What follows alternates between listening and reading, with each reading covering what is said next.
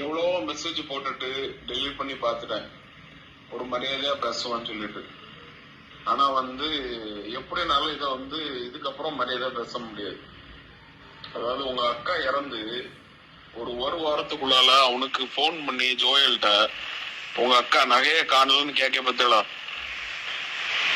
இதுக்கு வேண்டிதான் உங்க மாலாக்கா எங்களை கார்டியனா போட்டிருக்கு. புரிஞ்சா? ஏன்னா இதை விட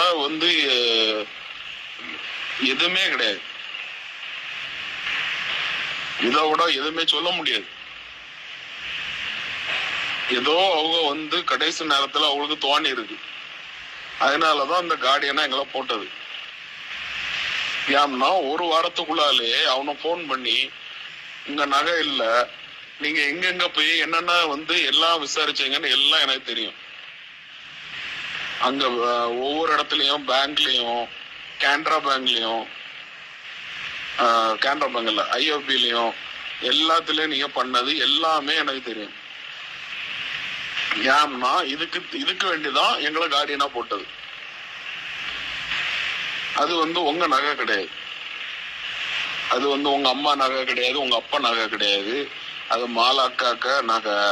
அது அவனுக்கு மாலாக்கா தாலி என்கிட்ட தான் இருந்து, அவ ட்ரீட்மெண்ட்ல இருக்க சும்மா ஃபுல்லா என்கிட்ட தான் இருந்து, என்கிட்ட தான் தந்துட்டு போனாவோ. ஏன் உங்ககிட்ட தரல?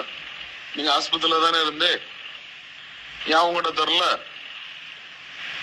ஏன்னா அது என்கிட்ட சொன்னாவோ, இத ஜோயலுக்கு தான் போனோம் அப்படின்னு சொல்லி.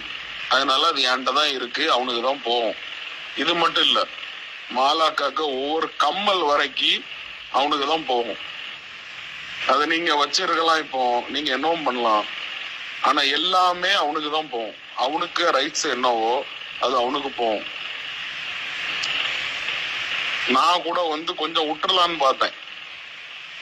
சரி, ஏன்னா எனக்கே அவ்வளவு சொத்து இருக்கு, ஜோயலுக்கு நான் பாத்துக்கலான்னு பார்த்தேன். ஆனா அப்படி விட மாதிரி தெரியல. இப்போ ஒவ்வொன்றும் அவனுக்கு வரக்கூடிய ஒரு புடி மண்ணைய நான் வாங்கி கொடுத்துட்டு தான் போவேன். அவனுக்கு வர வேண்டிய எல்லாம் அவனுக்கு வரும். அது நான் எப்படி பண்ணுமோ லீகலா நான் பண்ணிக்கிட்டேன். ஏன்னா லீகல் கார்டியன் நாங்க தானே. எப்படி நான் அதை அவனுக்கு கொடுக்கணுமோ நான் கொடுத்துக்கிட்டேன். நோண்டி விட்டுட்டு நான் இனி விட மாட்டேன். ஓவரா நோண்ட கூடாது.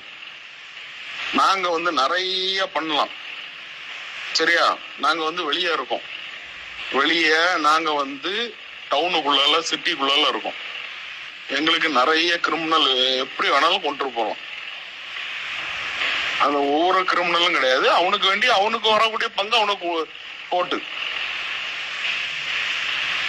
எனக்கு சொத்துல 1% கூட உங்க சொத்து கிடையாது, அது மட்டும் தெரிஞ்சுக்காங்க.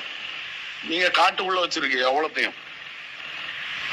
எனக்கு வீடே 10 கோடிக்கு மேல போகும். எனக்கு எனக்கு சொத்துல 1% கூட உங்க சொத்து கிடையாது.